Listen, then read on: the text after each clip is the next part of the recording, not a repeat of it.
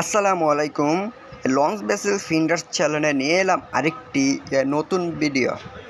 আপনারা দেখতে পাচ্ছেন একজোড়া ইঞ্জিনগুলো উইচাই ব্র্যান্ডের চীনা থেকে আনা হয়েছে।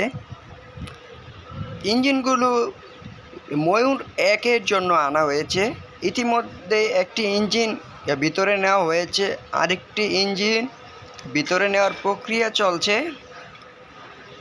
এমভি ময়ূর-1 এর আগের নাম ছিল আওলাদ-5।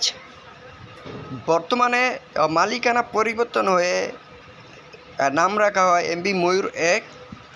এমভি ময়ূর-1-এর পুরাতন ইঞ্জিনগুলো চেঞ্জ করে একজোড়া নতুন উইচাই ব্র্যান্ডের ইঞ্জিন চীনা থেকে আনা হয়েছে। এখন ইঞ্জিনগুলো ভিতরে নেওয়ার কাজ চলছে। ইঞ্জিন পরিবর্তন সহ এমভি ময়ূর-1-এর বডিতে বেশ কিছু পরিবর্তন আসবে। মালিকানা পরিবর্তন হয়ে এমভি ময়ূর-1 ঢাকার চাঁদপুর ঈদগাহ ফেরিঘাট রুটে সার্ভিসে যুক্ত হয়।